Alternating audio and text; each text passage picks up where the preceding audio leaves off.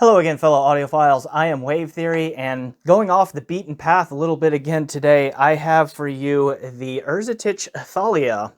This is an open-back dynamic driver on-ear headphone from tiny little Slovenian audio company Erzetich. They are asking 599 euro, which translates to about 657 US dollars for these. And so Blaz Erzetich sent me these for review. He has not made any attempt to influence my opinion on this piece in one way or the other.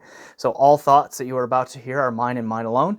And I don't think that I will be keeping these. I think these are either going back or they are going on to the next reviewer in the queue. I'm not sure, but I don't think they are sticking around here. Okay, so we'll dive into this here in just a moment here after Shameless Self-Promotion. Hey, thanks for watching this video. Please remember to hit that like button, and if you haven't, please subscribe. Also, I have a Patreon set up so that you can help support me on a monthly basis, and I've set up a PayPal donation so that you can help me out in that way too if a monthly subscription does not make sense for you. Links for all of that, including the benefits, in the description below. Please check those out. All right, on with the show. All right, this is my third Erzetich review. I have previously reviewed the Mania headphone, and I'll put a link to the description down below. I'll put a link to that review in the description down below. I can say words, okay? And I also reviewed their Perfitus headphone amplifier, and same deal. I will put a link to that review down in the description as well. And the Mania was a very good headphone. I think it was about 1,300-ish US dollars, somewhere right around in there. It was very good, but it was a little quirky. It had a bit of a unique sound, but once my ears adjusted to it, I saw that there was a lot to like about it.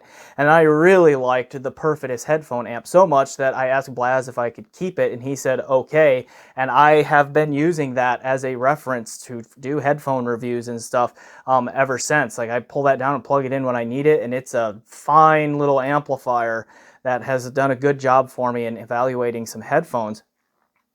So I was very curious to get this one in, and I'm just going to let the cat out of the bag here early on this one. I have mixed feelings on this one.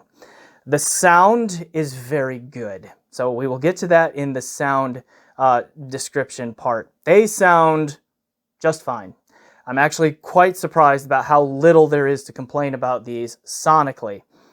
The ergonomic package here is less good, and it's just straight up going to be a deal breaker for some people.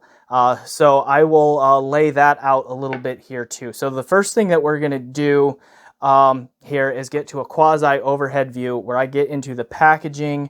I'll give you a close-up of the build on this, talk about the cabling, and put some of the specs and all of that in here too, and also discuss the drivability of these here in just a moment. So yeah, let's just go ahead and cut to that overhead clip, and then we will come back on the other side and I will talk about comfort and sound and all of those sorts of things.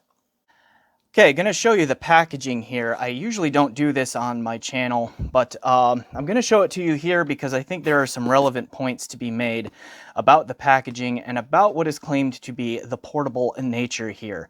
And I've had to pull the camera view back up a little bit from what I normally do in this viewpoint, so like you can still see wires down there where I plug my lamps in and such, so try to never mind that. But yeah, the box, it's kind of big.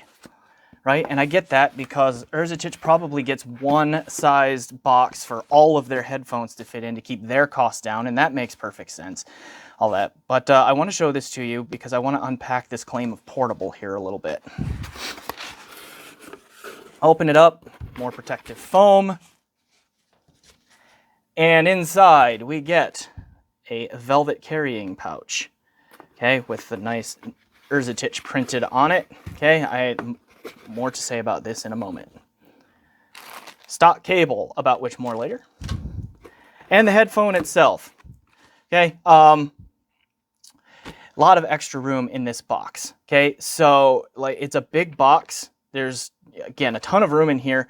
So this portable nature of this headphone is not because of the packaging, right? And notably absent here is that there is not a carrying case that comes with it. Like this headphone, I'll explain more about the build here in a moment, like it is not collapsible at all. It does not fold in on itself to fit into a smaller case, okay? Contrast that with something like the Sony active noise canceling headphones, for which this is the case for my XM3. The Sony folds up, fits into this small little case here, and you put this in your backpack or your suitcase or whatever, and off you go.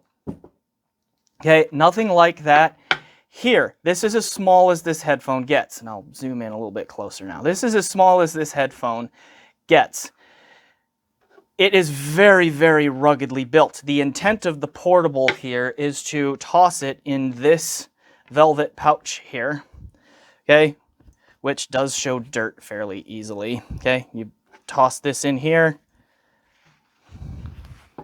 right, drawstrings at the top, off you go. Okay, this will protect it from chips, the wood and all of that, from chips and all of that. So this is the intent of its portability here, at least in terms of carrying it around.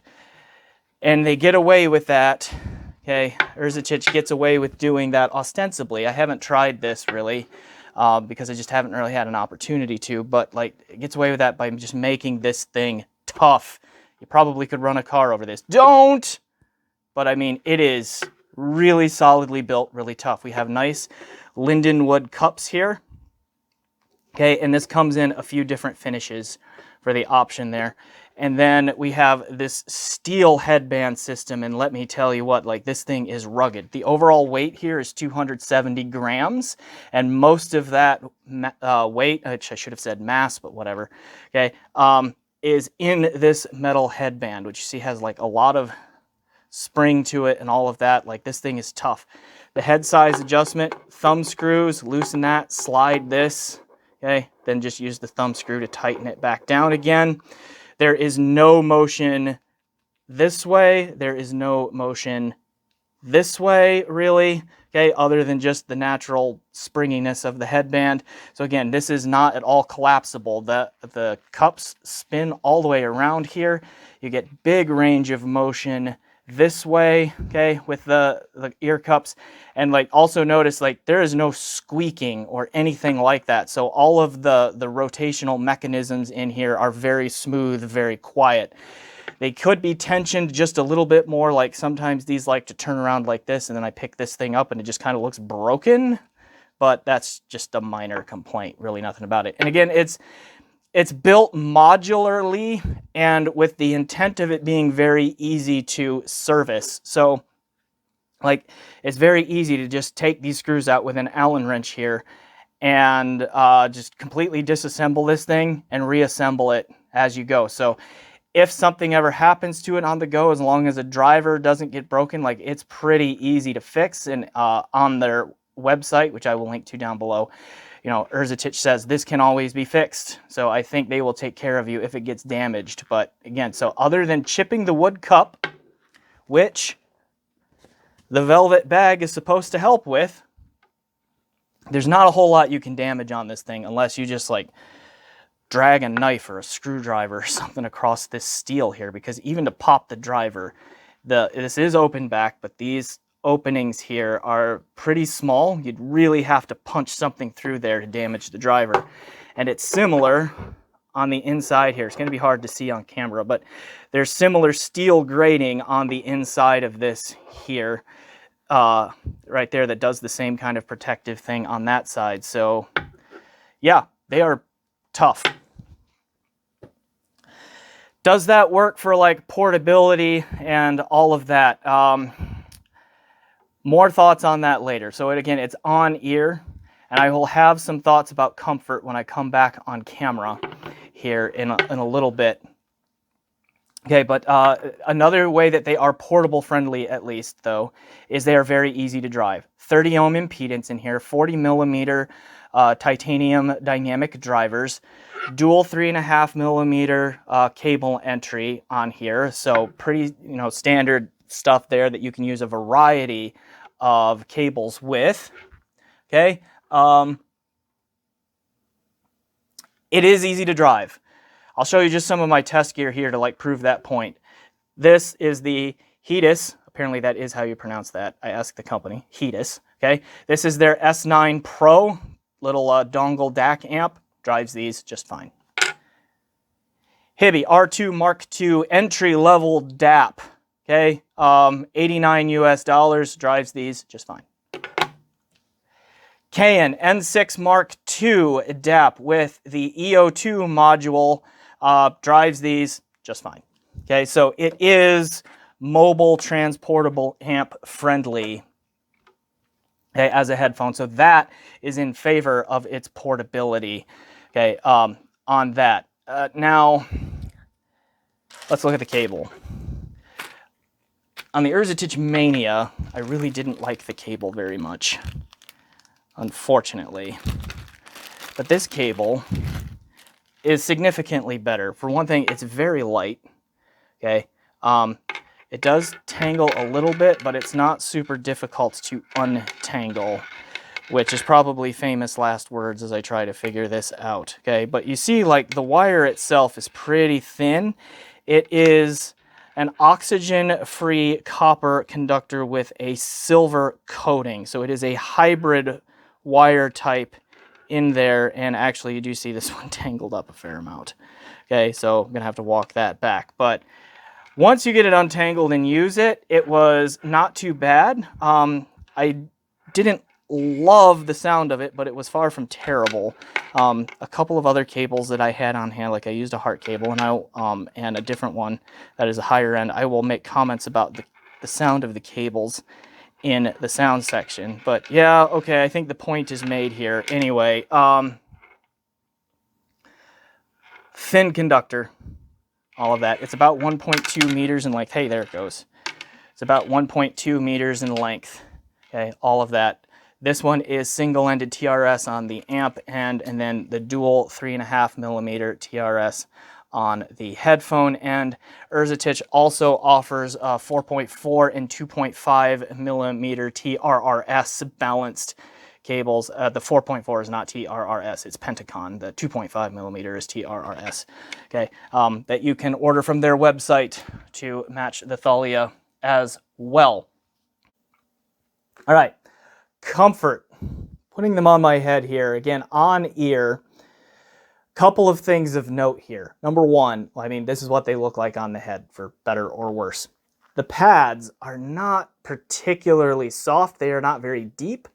And they are also not particularly soft, but the clamp is pretty light, so they also don't compress much on the side of the head. So getting a seal, if that is important to you, is not always the easiest thing to do. Even with my glasses off, like, that's not the easiest thing to do. And they don't stay in place very well, right? Like, just to use them on the go or portably, it's like, you know, if you're doing any kind of work or anything, you look down and go, ooh, that's interesting, and they come right off the head, as you see, like that. So that, I think, for me anyway, on my head, limits their OTG use. So if you're gonna call it portable, right, I do think that you either need to be clear, like, do you just toss this in your bag and then go and, like, use it at a destination where you're still relatively still? Or is it to use this as you're up and around and moving and that sort of thing, mostly inside because they are open back? I think Blaz Erzetich is leaning towards the latter option there in terms of being able to, like, use them in an office space and get up and move around, because he has a video where he talks about these on his website, and I can link to this video down below, where he talks about how he uses them. I interpret what he says to be moving up and around his office, okay, where he does all of his headphone making and all of that. So they don't work for me in that regard, because I just saw them. They fall off my head really easily. Okay.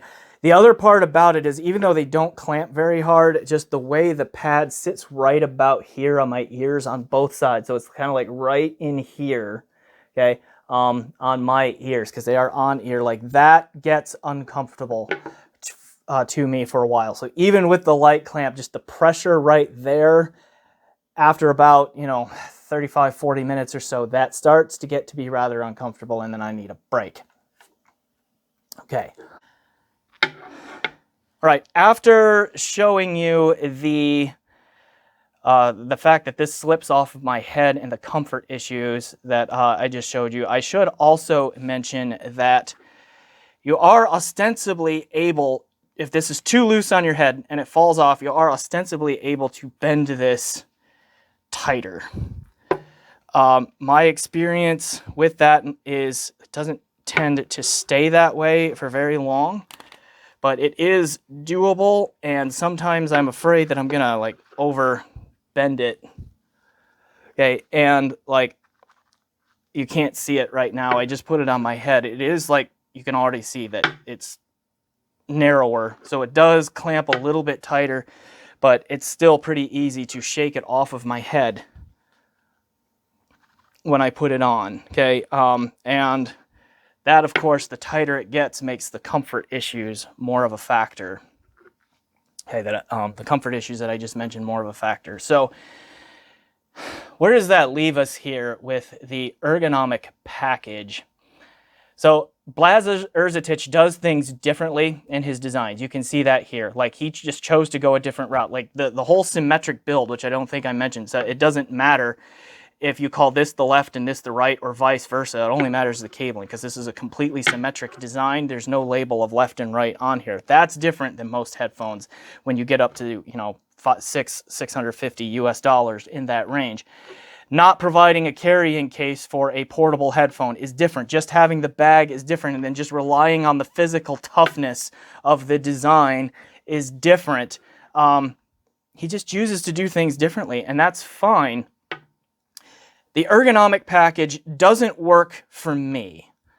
Okay, and I can see it not working for several others, but it could work for you. I'm just reporting on my experience with it.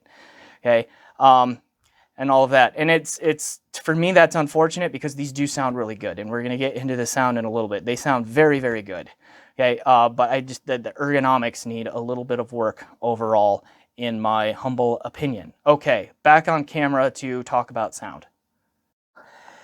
So that's what I will say about the ergonomic package. It's really more transportable than OTG. They're not particularly comfortable on my head. They don't stay on my head well. And I do have questions about, like, is it a smart idea just to make a really rugged headphone? There's that kind of broken look thing again. Okay.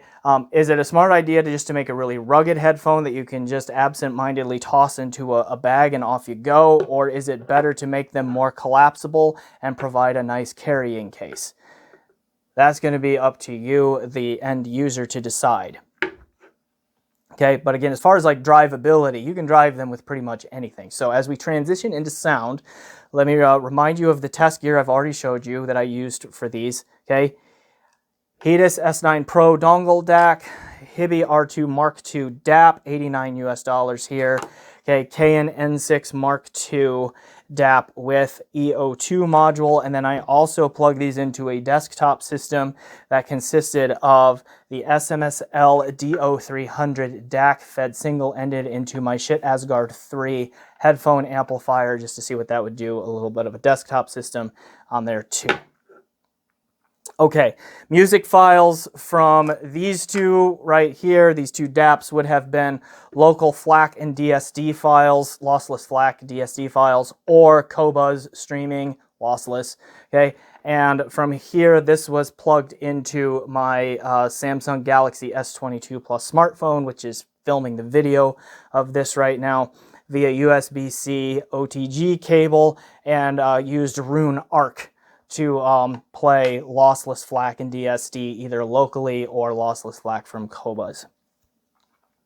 Okay, so let's talk about the good side of this, and that is the sound, because these do overall sound really good. They have a very well balanced frequency response to them. They are slightly warm, but not overly so. There might be just a slight bit of mid-range emphasis to them as well, but they are still fairly lush and natural sounding through the mids. The treble is probably the least tonally balanced of the three major frequency response categories: bass, mids, treble.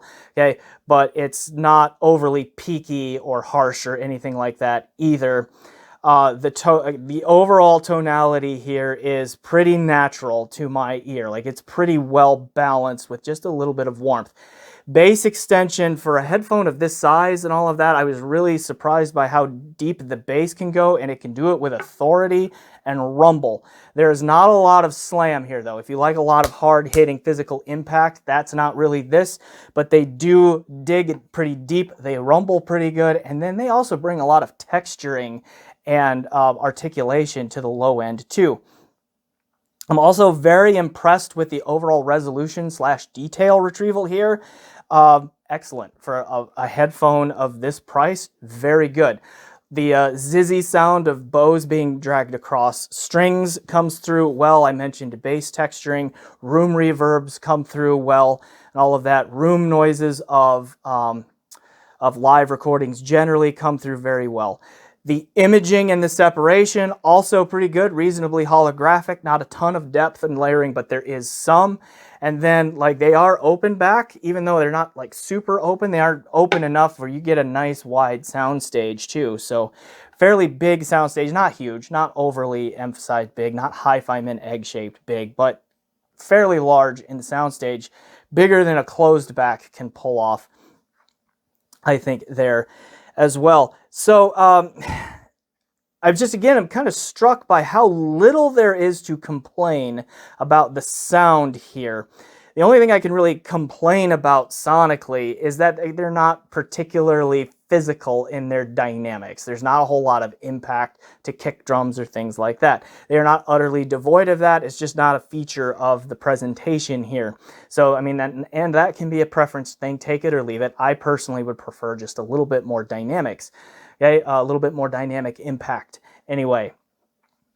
Okay, and then the other one is that with some cabling, and I'll come back to this in a moment, they can be just a little bit harsh in the upper, mids, lower treble. I think the stock cable makes them just a little bit forward in the upper, mids, lower treble. I think a heart cable smoothed them out a little bit, but also made just a little bit of a treble peak in there above what the stock cable did. The Plus Sound X8, which is an oxygen-free copper cable, reined in the treble, made them a little bit darker sounding overall, and I think I like them the best, but like cable the best on here, but it's also like a $450 US cable, which I don't recommend spending on a $600 headphone. I'm just saying here that you can change the sound a little bit with source gear, okay, changing out source gear and just getting an aftermarket cable. You can bring them in a little bit more to your liking there. So as far as comparisons go, it's a very unique product in terms of being on ear, you know, at €600, 650-ish US dollars. So there's not a ton to compare them to, but I will say that their sonic package is competitive with the $500, $600, $700 open back headphones that I have heard. Like, they are right there with the tonality and timbre. They do a good job with that. They are right there with the resolution and the detail retrieval. They do a good job with that. And they are right there with what the market has said. This is what a holographic spatial presentation at this price should sound like. They're right there. Okay, they sound good. The tonality, the timbre, there was really not a time I didn't enjoy the sound with a wide variety of music genres. I mean, they can handle rock, they can handle metal, they can do jazz, they can do classical, they can do almost anything. Just you may miss some of the physical impact if you're into hip hop and EDM kind of stuff, because they don't hit very hard. Okay, but otherwise they sound pretty good, I think, across the board with musical genres. So the sonic package here, strong. Okay, the ergonomic package here just needs work, in my opinion, on that. Erzetich as a company has definitely intrigued me, though, because sonically they are 3 for 3. I have been impressed with the sound that Blaz has delivered with the 2 headphones that I have heard, and then the amplifier that I've heard. So he's in a good position insofar as the thing that matters most to us audiophiles, usually, the sound, he's doing well. Like, he's making some good sounding stuff.